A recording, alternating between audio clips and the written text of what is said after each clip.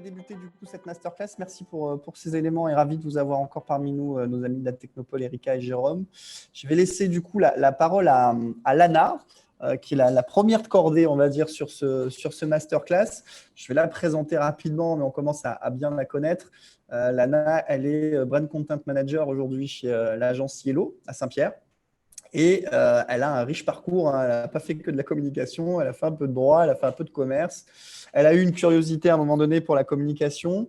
Elle est arrivée chez nous à Crealise. Elle fait partie des premiers diplômés de la promotion de master de chez nous. Donc, je suis ravi de la voir pour discuter un petit peu stratégie digitale. Elle s'occupe de beaucoup de stratégies différentes, puisque au sein de l'agence Yellow, elle a différents projets et différents groupes qu'elle accompagne. Elle a toujours été intéressée par les influenceurs et mis en place pas mal de choses. Et je suis ravi que ce soit elle qui commence pour nous expliquer, grosso modo, le marketing d'influence, c'est quoi, ça veut dire quoi et qu'est-ce qu'il y a derrière. Parce qu'influencer, c'est bien, mais influencer qui et pourquoi, c'est autre chose. Je te laisse la parole, ma chère Lana, et te laisse également partager ton diapo avec plaisir. Alors, bonjour à tous et merci beaucoup de répondre présent aujourd'hui à cette masterclass.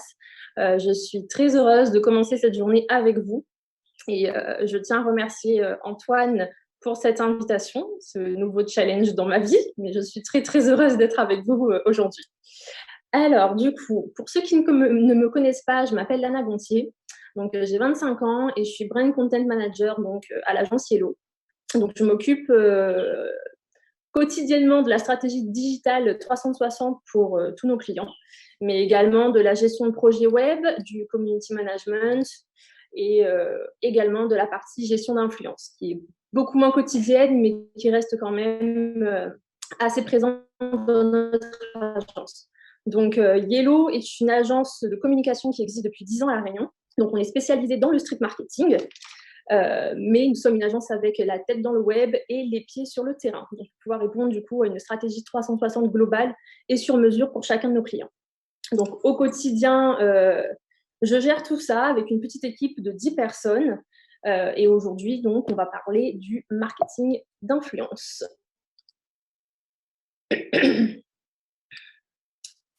Alors je commence par une petite citation de William Shakespeare qui dit qu'il ne suffit pas de parler, il suffit de parler juste. Donc, je pense que c'est très important de commencer par là, parce qu'on n'est pas là simplement pour employer des mots sur les réseaux sociaux. Il faut pouvoir avoir une stratégie derrière pour cibler les bonnes personnes. Et cette citation prend tout son sens, que ça soit dans la vie personnelle ou dans la vie professionnelle. Donc, on va voir un ensemble d'éléments ce matin. Donc, déjà, je vais commencer par le marketing d'influence. C'est quoi? Ensuite, je vais enchaîner sur la question du marketing d'influence. Est-ce une nouvelle tendance ou alors elle existe depuis quand? Quelles sont les différentes catégories d'influenceurs? Le marketing d'influence, par quel levier? Donc, où chercher les influenceurs? Le profil type de l'influenceur français? L'approche de ces influenceurs et enfin la collaboration pour vous expliquer un peu comment ça se passe. Donc, je commence tout d'abord par une petite définition qui vient du Larousse, tout simplement en décomposant les mots. Donc, on a le marketing, qui est un ensemble d'actions qui ont pour objet de connaître et de prévoir ou éventuellement de stimuler les besoins du consommateur. Et on a la partie influence, qui signifie pouvoir social, politique de quelqu'un, d'un groupe, qui permet d'agir sur le cours des événements et des décisions prises. Donc, c'est la définition du dictionnaire. Et j'ai ma propre définition qui, pour moi, le marketing d'influence, c'est la rencontre entre un produit et un service et un coup de cœur. Donc, je considère qu'aujourd'hui, et depuis la nuit des temps, nous influençons tous à petite, moyenne ou grande échelle.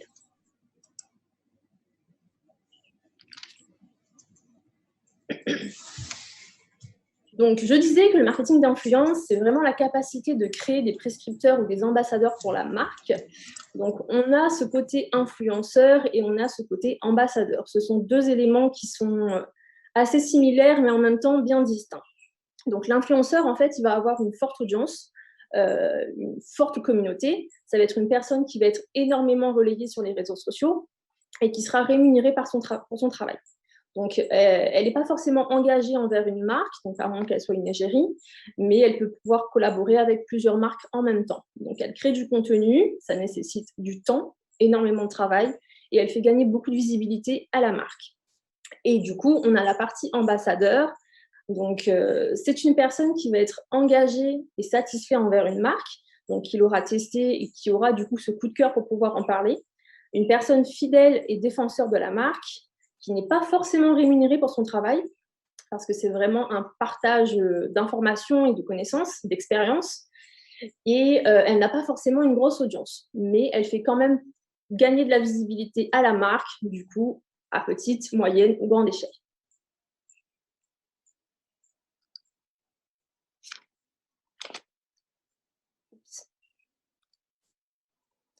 Alors, selon moi, la meilleure formule pour pouvoir cibler les bonnes personnes et atteindre une certaine audience, il faut qu'on ait un influenceur qui soit ambassadeur de la marque. Pourquoi? Parce que du coup, on arrive à toucher une personne qui sera vraiment capable d'expliquer son expérience et en même temps avoir un vrai storytelling pour pouvoir toucher les gens. Donc, cette personne aura une forte audience et une forte communauté. Donc, une personne qui sera très relayée sur les réseaux sociaux, qui sera rémunérée par son travail et satisfaite et engagée envers une marque. Donc, elle aura testé et elle sera prête à pouvoir partager son expérience auprès de sa communauté. Donc, ça va être une personne qui va créer du contenu de manière récurrente, qui raconte son histoire.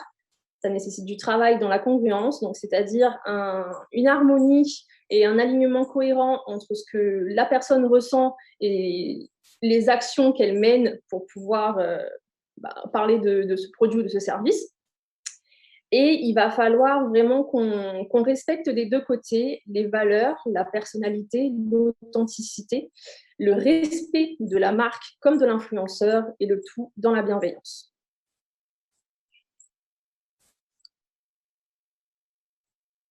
Donc, le marketing d'influence, est-ce que c'est une nouvelle tendance? Donc, le marketing d'influence existe depuis très très longtemps. Donc, ça commence aux alentours de 1950 avec la publication d'un ouvrage qui s'appelle Personal Influence, donc écrit par Paul Lazarfield et Monsieur Katz. Donc, cet ouvrage va parler en fait des éléments qui relèvent de la population avec des problèmes affectant un peu la manipulation des médias envers la population. Donc, elle va mettre en lumière en fait toute la propagande que les médias fournissent sur cette population. Et ces chercheurs vont pouvoir du coup divulguer des informations qui sont entre hommes et qui va mettre en lumière du coup des problèmes qu'il faudra faire face. Donc, l'étude est ensuite davantage poussée donc en 1960 avec l'apparition d'un autre ouvrage qui complète du coup le premier ouvrage, donc The Effect of Mass Communication, qui est écrit par Joseph Kapler. Donc, et cet ouvrage va pouvoir mesurer en fait les différents processus d'influence qui existent entre humains directement. Ensuite, on a l'apparition de Grace John dans une publicité pour Citroën CX, donc la nouvelle voiture qui sort à l'époque. Et Grace John est en fait une grande célébrité, une mannequin, qui va pouvoir du coup mettre en lumière cette publicité. Je vous la montre, elle est très rapide.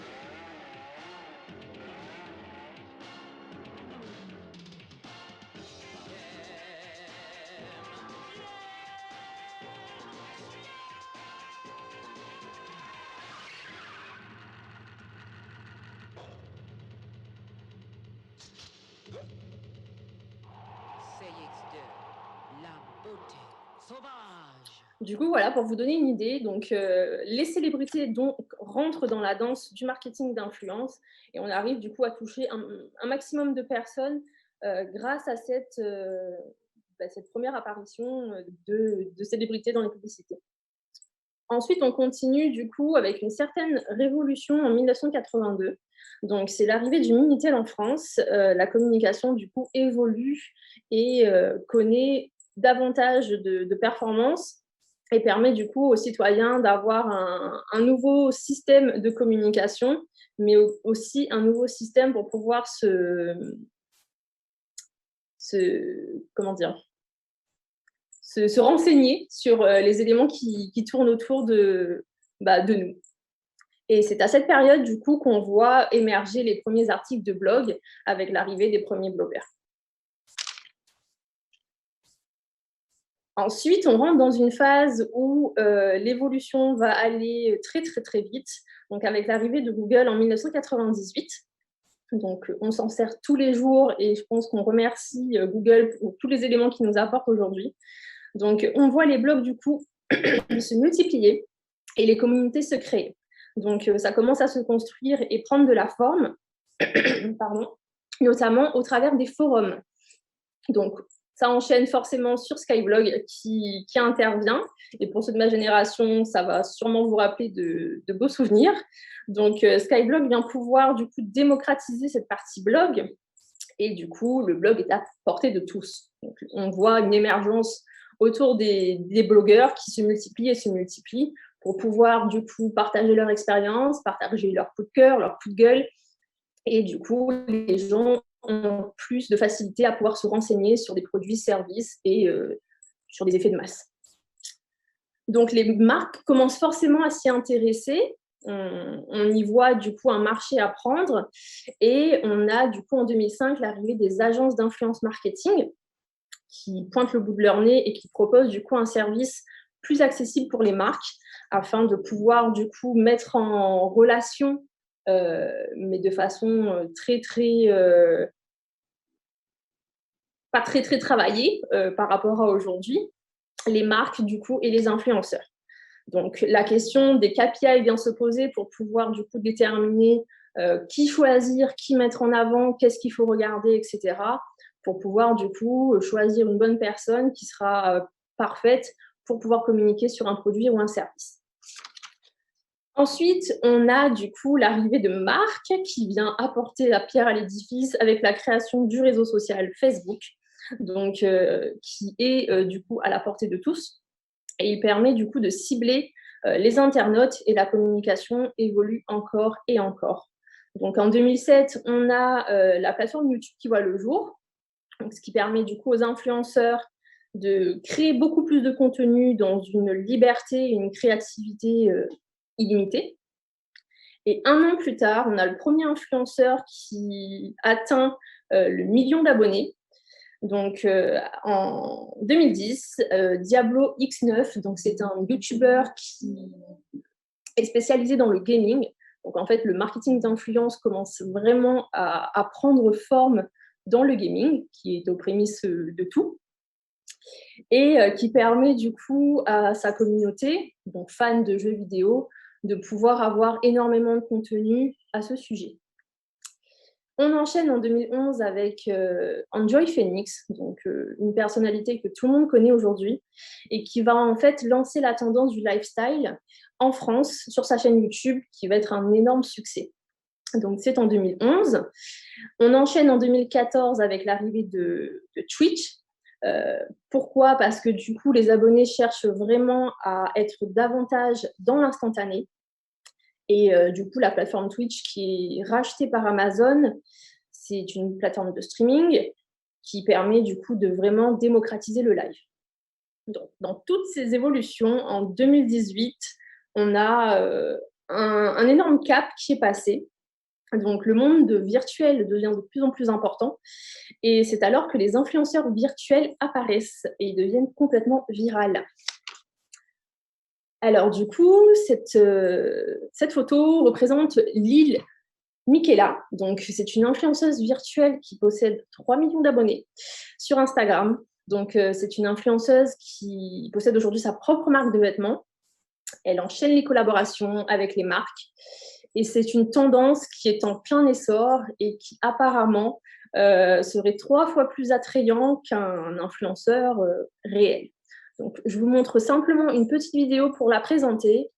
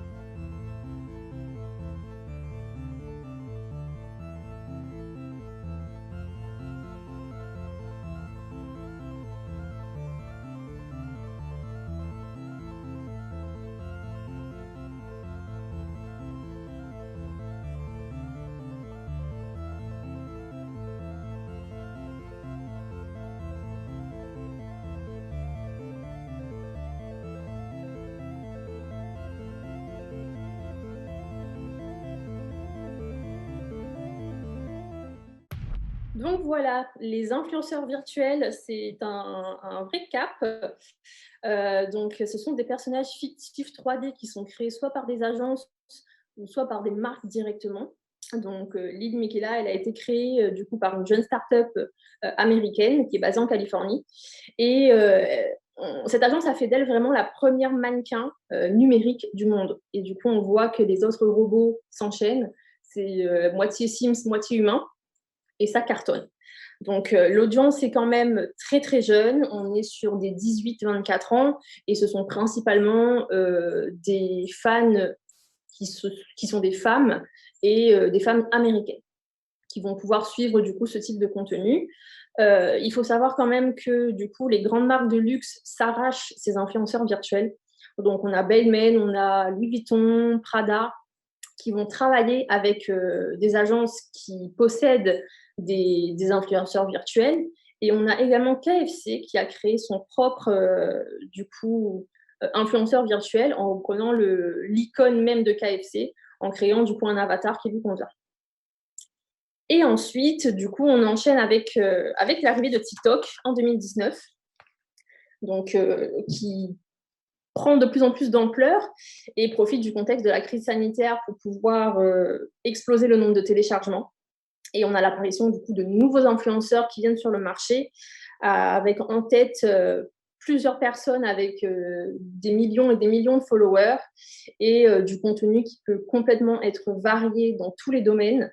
Donc que ça soit du make-up, de l'humour, de la mode ou du food, peu importe, ça cartonne énormément, mais ça reste quand même timide par rapport à Instagram. Et avec l'évolution du monde dans lequel on vit et du coup tous les outils qui sont mis à notre disposition, on a une stratégie de communication qui doit inclure forcément ce marketing d'influence qui va pouvoir pousser d'autant plus la visibilité sur un produit ou un service de façon vraiment authentique.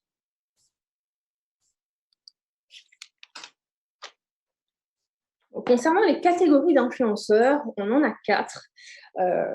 Encore à ce jour, du coup, ils sont toujours classés par des catégories. Ça va dépendre, bien sûr, de la typologie de l'influenceur, mais surtout par sa taille d'audience. C'est ça vraiment qui va pouvoir définir dans quelle catégorie elle se situe. Donc, les KPI vont évoluer en fonction des masses d'influenceurs et des algorithmes, bien sûr, des réseaux sociaux.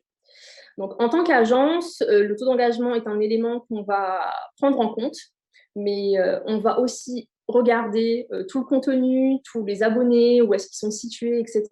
C'est vraiment un travail de fond en comble pour pouvoir avoir la personne idéale qui va pouvoir valoriser l'image du produit et de la marque derrière. Donc, les 4 catégories, on commence déjà par les célébrités. Donc, ce sont les méga influenceurs. On va parler de stars, d'acteurs, de chanteurs, etc., qui vont être les premières personnes à être vraiment influentes sur le web. Donc, ils ont une très grosse communauté qui engage une belle visibilité, voire également qui va asseoir du coup la notoriété d'une marque ou d'un produit. Et ça demande énormément de budget. Et évidemment, qui dit célébrité, dit également plusieurs interlocuteurs, parce qu'on ne va pas pouvoir atteindre Julia Roberts d'un premier coup, il faudra passer par un agent et un autre agent, et ça prend du temps. Donc ces célébrités-là, elles sont considérées comme des méga influenceurs à partir du moment où on a une communauté qui est supérieure à 1 million d'abonnés. Et on en a quand même pas mal. Ensuite, on a les macro-influenceurs. Donc, ce sont les plus gros après les célébrités. Donc, ils vont diffuser en fait un contenu qui va être varié et auprès d'une large communauté, mais ils ne sont pas engagés en fait envers un ou plusieurs domaines d'activité. Ça peut être tout et n'importe quoi sur un réseau social. On peut retrouver, ça va être vraiment du lifestyle, et on peut retrouver un produit qui va mettre en concurrence un autre produit sur la même chose en fait. Donc, on va faire attention à toute la partie authenticité parce que du coup, il risque d'avoir un manque d'harmonie. Et il faut également faire attention à toute la partie base fan qui peut complètement être des faux comptes sur ces macro-influenceurs. Donc, ils ont une communauté qui se situe entre 100 000 et 1 million d'abonnés. Donc, je vous en ai recensé quelques-uns. On a Julia Roberts, on a Dimitri Payet à La Réunion, Angelina Jolie, Georges Clooney, Manu Payet. Donc, ces éléments-là vont faire partie de la catégorie méga influenceurs et macro-influenceurs.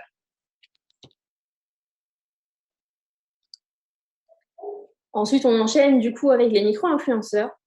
Donc, c'est la partie qui va nous intéresser le plus, du moins à La Réunion. Ils sont plusieurs à faire partie de cette catégorie de micro-influenceurs. Donc, on a une communauté qui va se situer entre 10 000 et 100 000 abonnés. Donc, ce sont des personnalités authentiques et proches de leurs valeurs. Donc, on va avoir une belle communauté qui va être engagée, et c'est le profil qu'on voit le plus souvent, avec un taux de conversion qui est 2 fois plus important que les macro-influenceurs et une communauté qui est 3 fois plus engagée que les célébrités.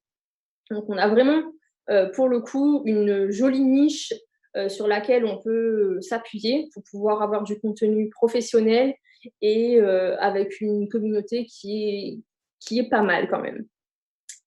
Donc, ils sont créateurs de contenu, riches et professionnels, comme je le disais, et ils sont plus ou moins faciles à aborder par rapport aux célébrités. Donc, on a un premier contact qui peut être très simple, et c'est beaucoup plus facile de pouvoir mettre en place quelque chose avec eux sur du court, moyen ou long terme que d'aller viser les célébrités.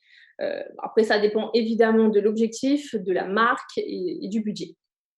Et on a également les nano-influenceurs. Donc, leur communauté, elle est bien plus petite, mais ce qui permet un taux d'engagement très fort.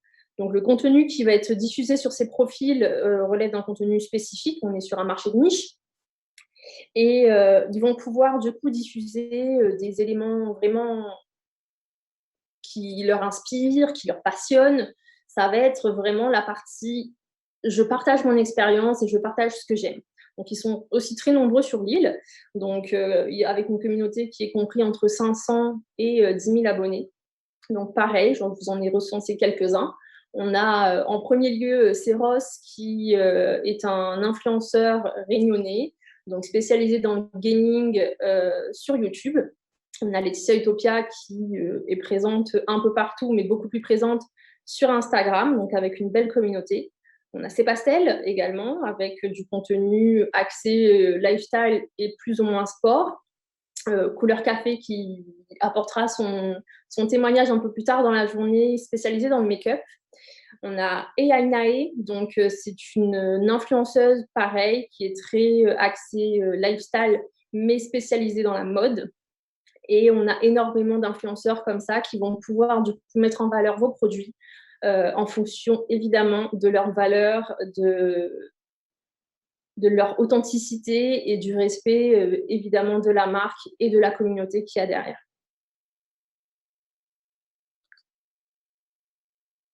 Donc, pour pouvoir du coup faire du marketing d'influence, on va pouvoir approcher ces influenceurs et leur proposer du coup plusieurs leviers afin de pouvoir communiquer sur les produits. Donc l'influenceur peut communiquer vraiment de diverses manières aujourd'hui avec tous les outils qui existent. Donc on observe 6 pratiques qui sont très répandues aujourd'hui. Donc on a le BuzzKit, qui est un peu moins répandu parce que ça nécessite un budget un peu plus conséquent. Donc le BuzzKit, en fait, ça va être une méthode qui va être utilisée surtout par les grosses marques pour pouvoir cibler plutôt les catégories célébrités, méga influenceurs. Donc l'idée est la suivante, en fait. L'entreprise va faire la promotion d'un nouveau produit, d'un nouveau service, plutôt d'un nouveau produit, et elle va pouvoir en fait directement envoyer ce nouveau produit surprise à l'influenceur en direct. Donc ça se rapproche un peu de l'unboxing. L'influenceur reçoit l'élément chez lui et va pouvoir partager son expérience directement sur les réseaux sociaux. Donc on peut aussi l'associer à nos micro-influenceurs aujourd'hui qui reçoivent des invitations à des événements VIP, des événements privés pour pouvoir commencer à teaser sur un service ou un produit qui va sortir.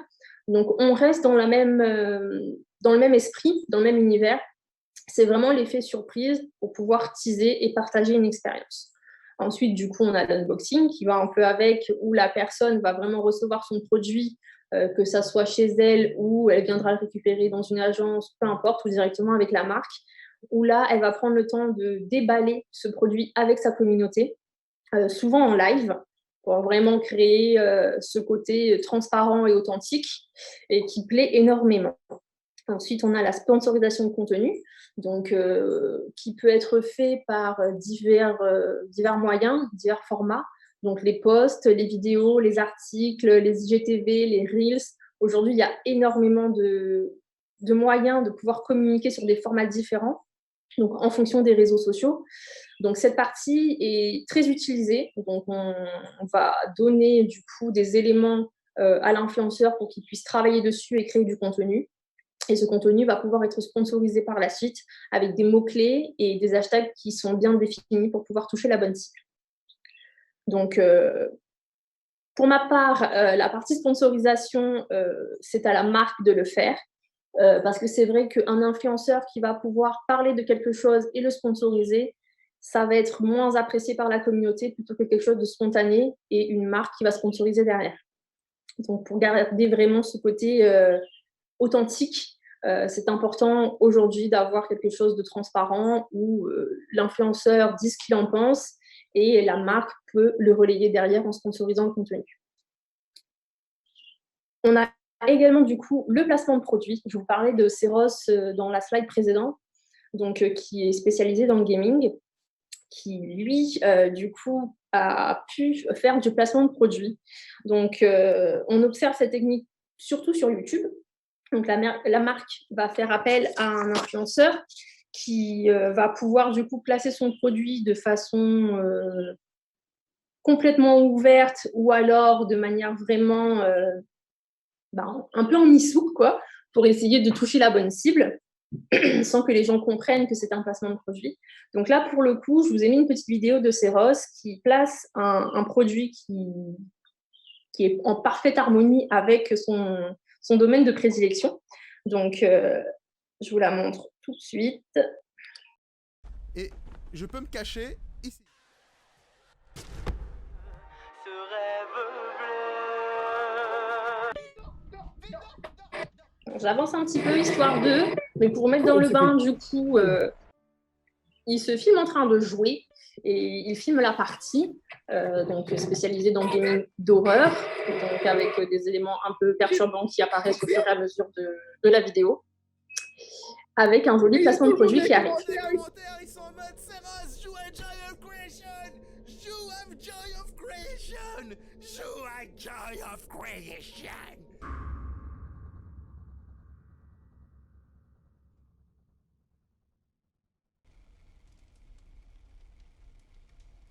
Alerte sponsor! La vidéo d'aujourd'hui vous est apportée par les éditions Glénat.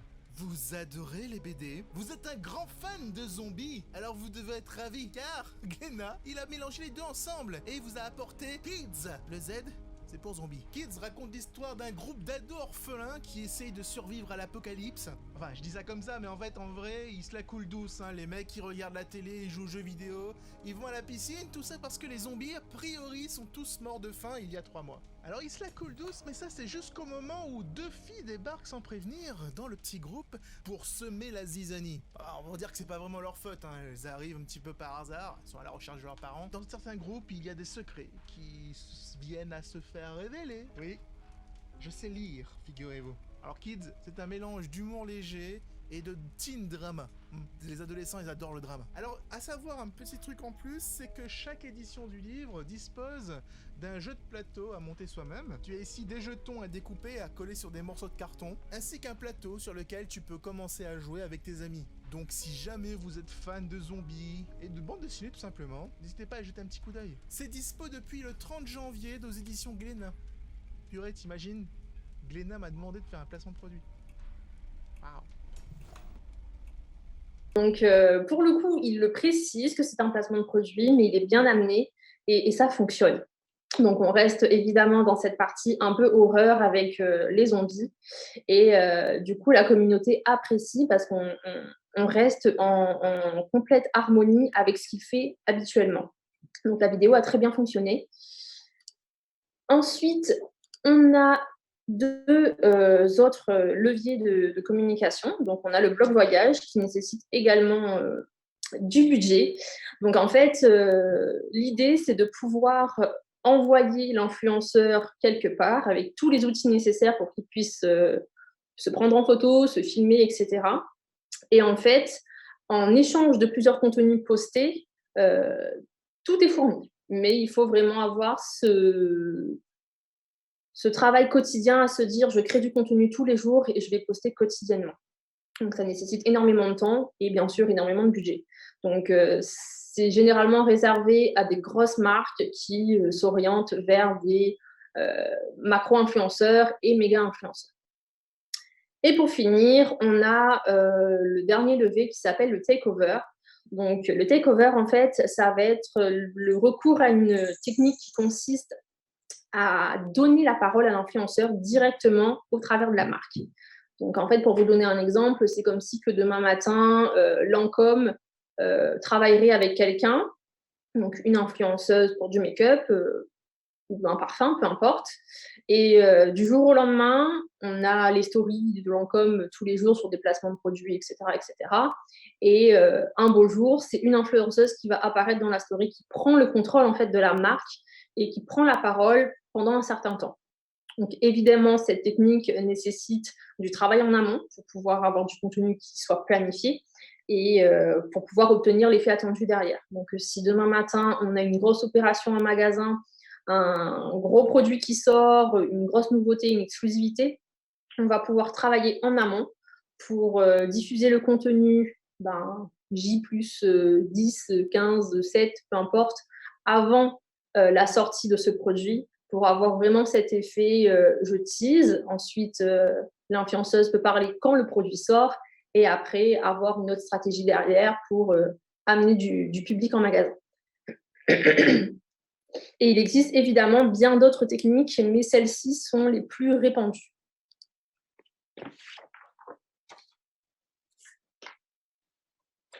Donc, les influenceurs, où est-ce qu'on les cherche ? On a la chance d'avoir le fondateur de Color Square qui va pouvoir enchaîner après moi. Donc, il va pouvoir plus vous en parler. Je commence simplement à introduire un peu le sujet. Donc, les influenceurs, on va pouvoir les trouver sur Snapchat, sur YouTube, sur Facebook, Instagram, Twitter, TikTok, Pinterest, donc, tous les réseaux sociaux qui existent à l'heure actuelle. Mais ça va vous prendre énormément de temps. Énormément de temps à pouvoir aller chercher les bons hashtags, aller scroller tout le temps pour pouvoir trouver la personne qu'il vous faut.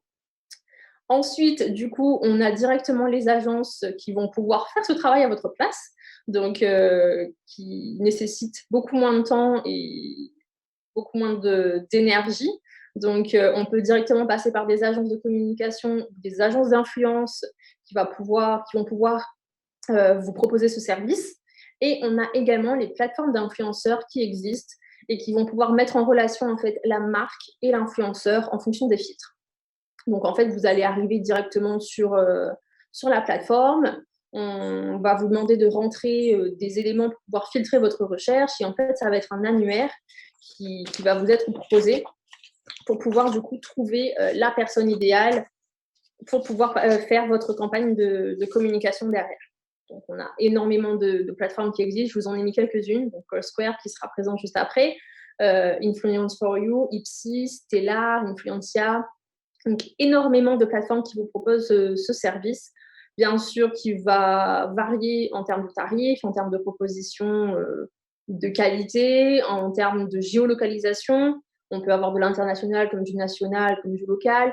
Enfin, on a énormément de moyens de pouvoir atteindre ces influenceurs aujourd'hui sans perdre du temps.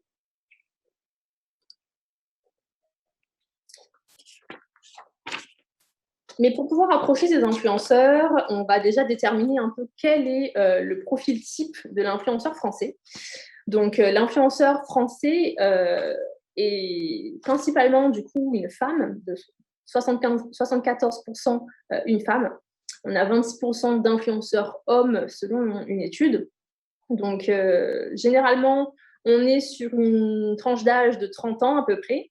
Cette femme va pouvoir exercer une activité en parallèle, donc elle n'est pas influenceuse à plein temps. Et elle est principalement connectée sur Instagram, Facebook et sur toute la partie blog.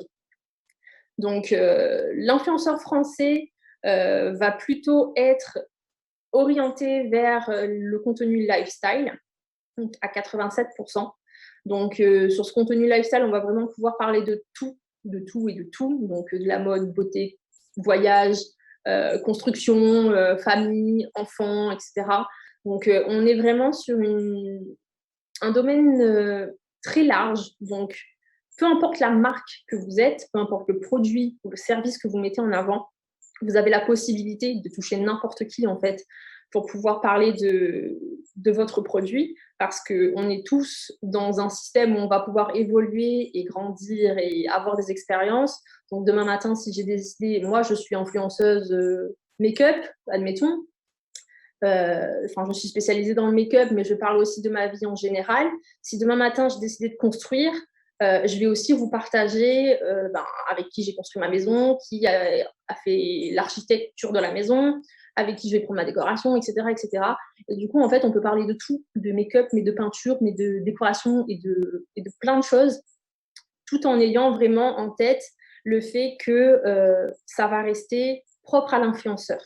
Donc, il aura sa patte à lui pour pouvoir parler des événements et des expériences qu'il aura lieu dans sa vie et communiquer sur un produit coup de cœur. Donc, après, on a les loisirs. Donc, 43% avec du coup toute la partie sport, art, humour, etc. La partie culture qui représente uniquement 10%. Donc, on est plus sur de l'éducation, je dirais. En culture générale, citation, musique, etc. On a un compte Instagram qui existe, qui s'appelle La Loi de l'Attraction, qui rentre un peu dans ce domaine culture, où je vais pouvoir parler en fait de développement personnel sans trop en dire non plus. Donc, c'est uniquement des citations tous les jours, mais qui fonctionnent très bien. On a 10% de ces influenceurs qui vont parler d'engagement, donc engagés dans le respect, la protection de l'environnement, dans l'égalité homme-femme.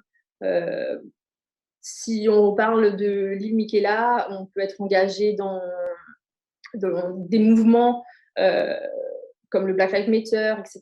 Donc, c'est vraiment complet, mais il n'y en a pas énormément. Et enfin, on a les influenceurs qui vont parler plutôt business et entrepreneuriat, qui représentent uniquement 3% des influenceurs à l'heure d'aujourd'hui.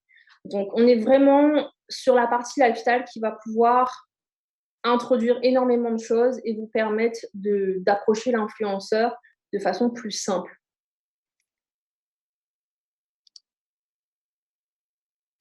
Et comment on les approche? Donc, c'est une question qui revient souvent.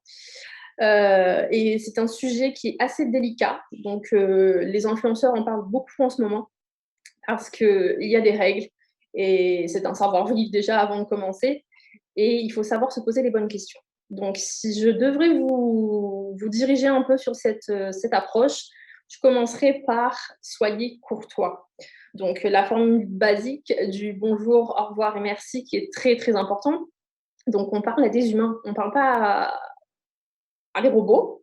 Mais bon, après, on a des influenceurs virtuels aussi. Mais il ne faut pas oublier que derrière ces influenceurs, on a un cœur, on a un humain. Ce ne sont pas des panneaux publicitaires vivants. Donc, ils vont vraiment prendre en compte la façon dont vous allez vous approcher d'eux, la façon dont vous allez communiquer avec eux. Ça va tout différencier tout de suite. Donc, soyez courtois. Et avant de pouvoir questionner ou approcher ces influenceurs, on a besoin de travailler un peu pour pouvoir se poser les bonnes questions. Donc, se poser les bonnes questions, c'est-à-dire déjà, tout d'abord, quel est mon objectif? Pourquoi j'ai besoin d'approcher un influenceur aujourd'hui? Donc, est-ce que c'est uniquement pour de la visibilité? Est-ce que c'est uniquement pour créer de la notoriété? Est-ce que c'est juste un teasing pour la sortie d'un produit? Est-ce que c'est un drive to store? Parce que du coup, il n'y a pas assez d'influence en magasin? Est-ce que j'ai besoin de savoir si mon produit plaît? Peut-être. Donc, est-ce que c'est juste une zone test, en fait? Il faut vraiment pouvoir définir son objectif. Si c'est clair pour vous, ça sera clair pour l'influenceur. Mais par contre, si ce n'est pas clair pour vous, l'influenceur va se poser des questions et va se dire, mais en fait, il ne sait même pas ce qu'il veut et il vient m'approcher. Donc, ça commence déjà mal. Donc, il faut vraiment faire attention à se poser les bonnes questions et réfléchir à tout ça. Ensuite, avant de pouvoir approcher l'influenceur, observez les KPI, mais aussi le contenu. Donc, dans cette partie, je vous invite vraiment à regarder, certes, le nombre de fans, parce que ça va importer, mais ce nombre de fans, où est-ce qu'il est situé? Est-ce que vous, votre cible, elle est à La Réunion? Donc, si demain matin, vous contactez un influenceur qui a une énorme communauté, votre produit est 100% local, vous ne faites pas de livraison, mais par contre, toute sa communauté à lui est basée en métropole, ça ne va pas le faire. Donc, il faut vraiment pouvoir se poser les bonnes questions pour pouvoir toucher la personne idéale. Donc ensuite, est-ce que cet influenceur va publier régulièrement ou alors c'est vraiment un influenceur qui communique de temps en temps sur des temps forts? Donc, quel est le rythme de publication et quelle est sa présence en fait sur les réseaux sociaux?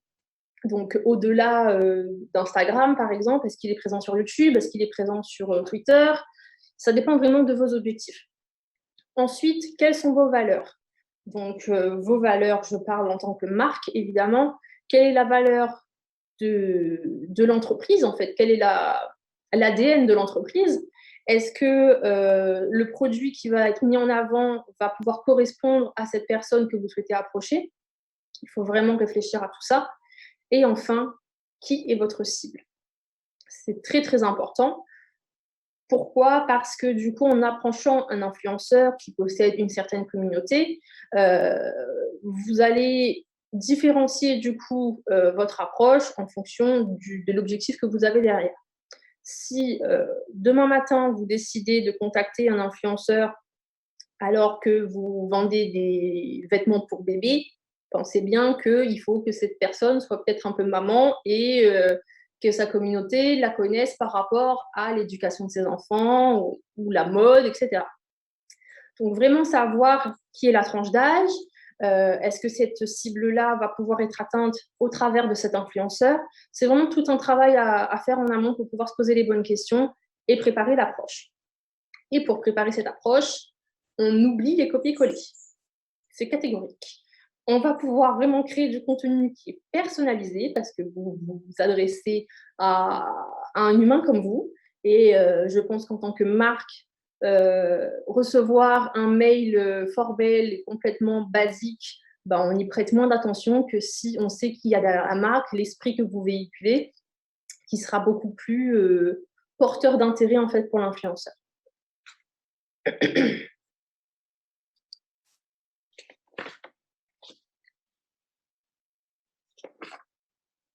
Donc, je vous laisse quelques bonnes pratiques pour pouvoir approcher ces influenceurs. Donc, d'abord, on va privilégier vraiment l'approche par mail, qui est très, très importante et qui va souligner vraiment le professionnalisme qu'il y a derrière. Donc, ça va pouvoir écarter toutes les possibilités d'être perdu dans une file de messages privés qu'il faut pouvoir modérer tous les jours. Donc, c'est déjà assez compliqué de traiter ces messages privés. Alors, si vous, en tant que marque, vous contactez un influenceur et ça se glisse dans la tonne de messages qu'il y a à gérer, vous risquez de passer à côté de votre campagne qui est peut-être demain matin. Donc, il faut pouvoir prendre du recul et se dire, OK, généralement, l'influenceur met toujours son adresse mail dans sa biographie. Elle est toujours présente. Si vraiment elle n'est pas présente, là oui, vous passez par du message privé. Mais si elle est présente, on privilégie vraiment le mail. Donc, pour garder vraiment la forme. Et évidemment, en approchant par mail, on reste poli et courtois. C'est une règle qui reviendra toujours. Donc, on n'oublie pas la formule que je vous ai présentée tout à l'heure, donc la formule BAM. Moi, je l'appelle ça comme ça, qui reste quand même personnelle. Il faut qu'elle soit personnelle. Pourquoi ? Parce que, bon, du coup, le bonjour, au revoir, merci, vous vous adressez à quelqu'un. Donc, si vous cherchez et vous vous intéressez suffisamment au contenu qu'il va produire, vous allez pouvoir savoir comment il s'appelle ou quel est son nom, etc., plutôt que d'utiliser son pseudo. Si vraiment on a uniquement le pseudo et on ne sait pas ce qu'il y a derrière, OK.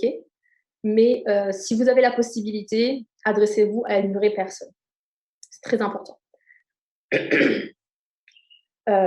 Ensuite, si j'enchaîne sur du coup la partie présentez-vous. Pourquoi ? Parce que on voit beaucoup de coups de gueule d'influenceurs qui se disent en fait, ils nous prennent vraiment pour des panneaux publicitaires et c'est hors de question. Je réponds même pas en fait. Et c'est dommage, c'est vraiment dommage parce qu'il peut avoir un réel produit derrière, un réel besoin. Et pour le coup, on se met tout de suite en porte-à-faux. Donc, quand je vous demande de vous présenter, je pars du principe que l'influenceur a besoin de savoir qui vous êtes, vous, déjà. Je prends mon exemple. Je commence toujours, quand j'approche quelqu'un, à dire bonjour, du coup. Donc, je suis Lana, je travaille chez Yellow, donc c'est une agence de communication, etc., etc. Pour vraiment poser les choses et que cette personne puisse se dire OK. Donc, elle m'approche, mais elle me fait rentrer quand même dans son cercle. Donc, c'est pas froid et à se dire bonjour, je propose telle chose en échange de votre contenu, je vous propose une collaboration et ceci et cela. C'est beaucoup plus froid et beaucoup moins personnel et du coup, ben, ça reste dans une partie qui est complètement... ben, c'est triste en fait parce que du coup, c'est même pas... Il n'y a pas d'authenticité, il n'y a aucun intérêt qui est porté à moi et ben, j'ai pas envie. Clairement, j'ai pas envie. Donc, c'est très important de savoir qui vous êtes, donc quelle marque vous représentez quand vous approchez l'influenceur et quel produit ou service va faire l'objet de ce mail. Donc, on commence par se présenter et on enchaîne sur si je vous contacte aujourd'hui, c'est parce que nous sommes en train de finaliser un produit qui va sortir très prochainement pour pouvoir vraiment introduire l'approche. Et on va pouvoir enchaîner avec le pourquoi. Pourquoi cet influenceur a été contacté par vous ? Qu'est-ce qui fait en fait que ce profil va vous intéresser et quelle est sa valeur ajoutée ? Donc, comme tout être humain, on a besoin de savoir qu'est-ce qui fait qu'on vient nous choisir nous et pas Pierre-Paul Jacques. Donc, en fait, il faut vraiment partir du principe que si on contacte quelqu'un, c'est parce que elle nous fait ressentir quelque chose. Donc, parce que du coup, ce qu'elle produit correspond à l'ADN de notre marque. La façon dont elle va parler à sa communauté, on se reconnaît à travers les valeurs qu'elle prône. Donc, il faut vraiment se focaliser là-dessus pour savoir qu'est-ce qui fait que cet influenceur fera la bonne personne pour pouvoir parler de votre marque. Parce qu'il ne faut pas oublier que quand on travaille avec un influenceur, on a deux images qui sont engagées. Donc, on a l'image de la marque, mais on a aussi l'image de l'influenceur.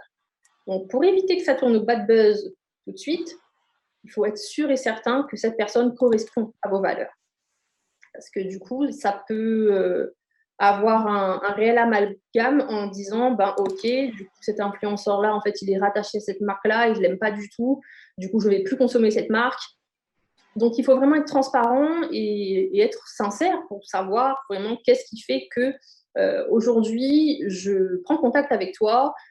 Pourquoi ? Donc, pour pouvoir vraiment lui porter de l'intérêt. Donc, on continue avec est-ce que ce projet est pertinent à ses yeux? Pour pouvoir le questionner sur OK, je te propose une collaboration, mais qu'est-ce que tu en penses? On est dans l'échange en fait.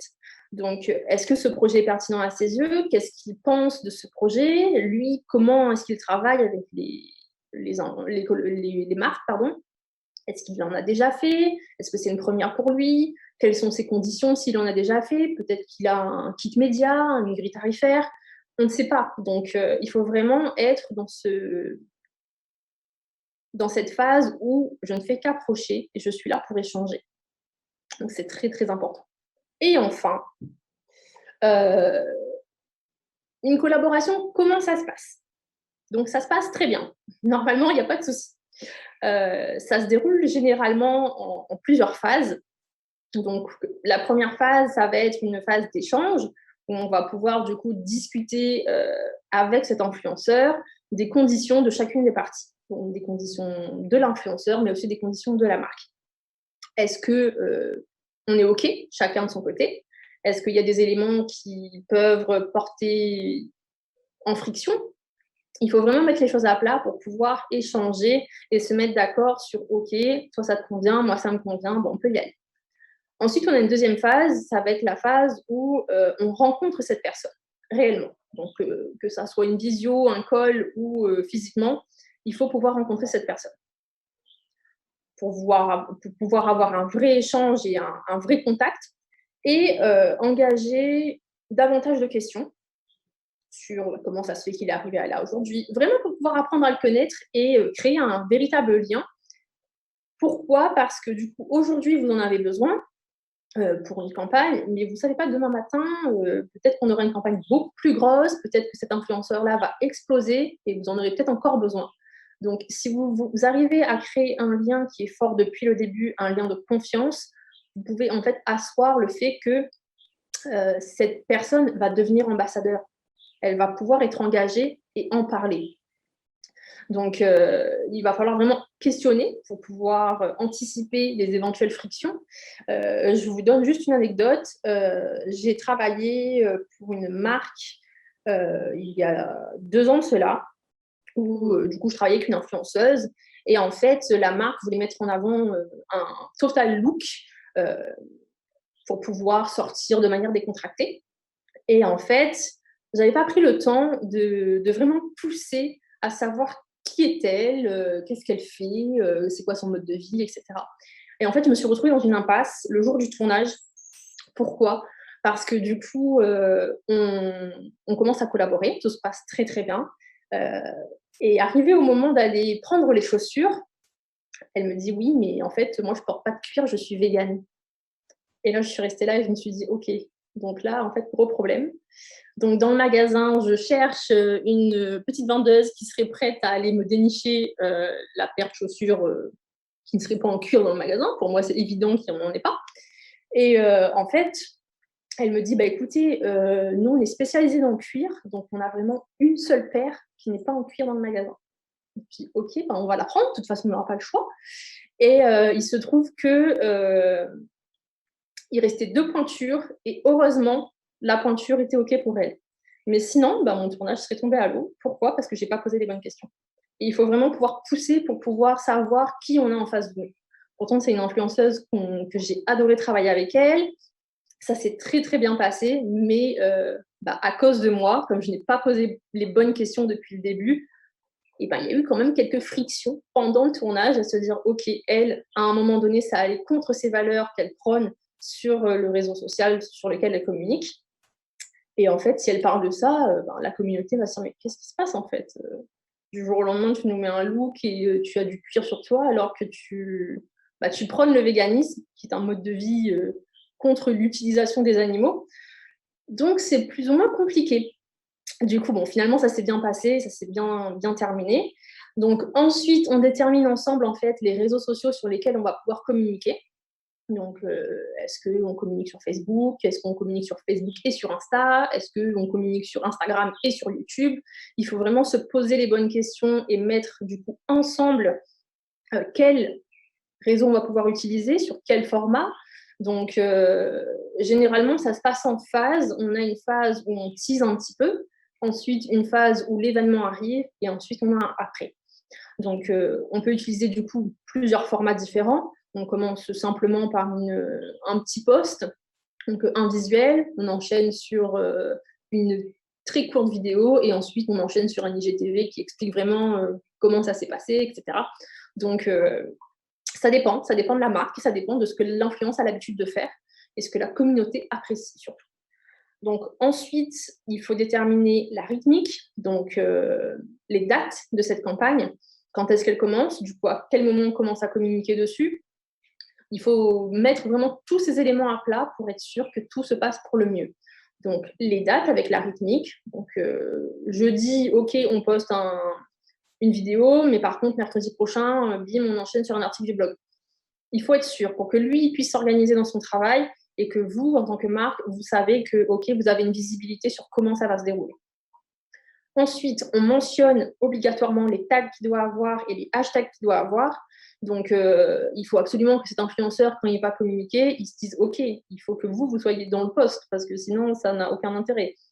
Donc, si demain matin, c'est nous qui travaillons avec un influenceur, on va lui demander de taguer Yellow, par exemple, ou taguer une marque avec qui on travaille. Donc, vraiment avoir tous les gens qui doivent être présents sur ce post avec les hashtags qui correspondent. Donc, c'est un élément qui se fait également ensemble parce que vous avez vos propres mots-clés, mais l'influenceur, lui, a aussi, du coup, lui, il baigne dans l'environnement et l'univers du réseau social. Donc, il a peut-être aussi une approche à vous proposer pour pouvoir combiner, du coup, les deux forces et créer vraiment une grande visibilité pour le produit. Ensuite, obligatoirement, on mentionne les obligations de reporting parce que c'est vrai que quand on fait une collaboration, on a toute la partie post, mais aussi on a le après. Comment je mesure en fait que ça a bien marché, que les gens sont venus, que les gens sont intéressés? Il faut du coup mesurer les KPI qui sont derrière. Donc, généralement, nous, de notre côté, la campagne vient se terminer et on demande à l'influenceur les statistiques de cette campagne à J+10 pour vraiment que le dernier post tourne et que 10 jours après, on a tous les éléments qui s'est passé du début jusqu'à la fin. Donc, il faut que ça soit mentionné. Dans le reporting, OK, il doit être rendu à telle date et il doit contenir ça. Donc, ça dépend vraiment de la question, quel est mon objectif du début? Et ensuite, du coup, on mentionne également la partie rémunération. Donc, ça peut être en argent, mais aussi en échange de produits, en échange de bons d'achat. Enfin, on peut trouver un terrain d'entente, mais il faut le mentionner et il faut en discuter avec l'influenceur. Il faut vraiment être transparent. Donc, ensuite, on passe sur une quatrième phase qui va être la phase du contrat, où là, on va pouvoir rédiger un contrat de collaboration. Donc, mentionnons tous les détails qu'on aura vus dans la phase 3, qui seront déterminés bien en amont. Et on demande évidemment un devis à cet influenceur. Donc, s'il a un numéro direct, évidemment, ou alors on voit comment ça se passe. Mais du coup, il faut qu'on ait un devis, nous, en tant que marque, en tant qu'agence, pour pouvoir, du coup, justifier d'une sortie d'argent par la suite. Et évidemment, la signature des deux parties, de l'influenceur et de la marque, et un contrat, du coup, qui est en double exemplaire, parce que du coup, il en faut un pour vous et un pour cette personne. Dans ce contrat, on pense bien à également intégrer toute la partie cession de droit d'image, qui est très importante, droit de propriété intellectuelle. Il faut vraiment que toute la partie droit soit également intégrée dans ce contrat, parce que si demain matin, ça se passe mal et que l'influenceur se retourne contre vous parce que son image a été utilisée et qu'il n'était pas d'accord, on s'en prend plein les doigts. Donc, il faut vraiment pouvoir être carré pour pouvoir avoir une belle collaboration qui peut continuer sur du long terme. Et puis, go, on lance la campagne. Donc, l'influenceur commence à créer son contenu. Et à partir de ce moment-là, il faut vraiment se dire, OK, la personne crée son contenu, mais je suis la marque. J'ai demandé à ce qu'elle travaille avec moi, donc j'ai un droit de vérification sur ce qu'elle produit. Donc, de notre côté à nous, je ne sais pas comment les autres agences fonctionnent, Mais de notre côté à nous, ce qu'on demande à l'influenceur, c'est qu'il crée son contenu.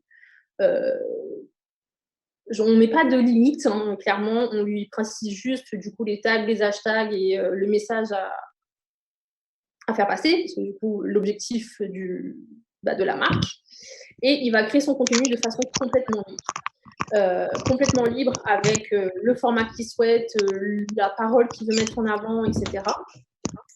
Mais ce contenu va pouvoir être renvoyé en fait à la marque pour qu'elle le valide. Donc, c'est très important que vous validez derrière parce que peut-être que vous, il y a quelque chose qui va coincer, qui ne va pas être en accord avec vos valeurs. Il faut que les choses soient vraiment transparentes et mises à plat pour qu'elle puisse publier son contenu et que vous soyez OK avec ce qui soit publié. Donc, une vraie vérification, c'est important. Et enfin, les contenus, du coup, sont postés. La campagne, elle est terminée, ce que je vous disais. Donc, l'influenceur envoie ses statistiques à J+10, accompagner sa facture pour pouvoir déclencher le règlement. Donc, je vous ai mis quelques exemples de marques qui travaillent avec des influenceurs. Donc, on a Panier Pays, qui existe depuis 1 an et demi, un truc du genre, je crois, si je ne vous dis pas de bêtises. Donc, qui travaille avec naturellement Emma. Donc, Emma qui prépare du coup toutes les succulentes recettes qu'on peut retrouver sur le site de Panier Pays. Donc, toute cette stratégie est vraiment travaillée pour pouvoir avoir un vrai résultat derrière. On a HP qui travaille avec plusieurs influenceurs. Donc, moi, j'ai eu l'occasion de bosser sur une campagne qui a eu lieu sur TikTok, donc pour mettre en avant le bon pop. Donc, on peut avoir énormément d'influenceurs en même temps ou alors un seul influenceur à la fois. Ça dépend vraiment de l'objectif de la marque et de toute la stratégie qui est proposée derrière. On a également L'Oréal qui travaille avec, par exemple, Couleur Café. Moi, j'ai eu l'occasion de travailler avec elle. Regina Pisano, Ainae, Azulma, etc. Donc, qui couvre du coup tout un ensemble de gamme de luxe avec du make-up, du parfum, la cosmétique en général, et qui travaille avec plusieurs influenceurs en même temps ou un influenceur à la fois. Donc, ça dépend vraiment des objectifs et de la stratégie qui est menée. Donc, toute la partie de stratégie, de comment on élabore une stratégie pour pouvoir toucher des influenceurs, je laisserai la parole au fondateur de Closeware pour pouvoir enchaîner là-dessus. Donc, voilà.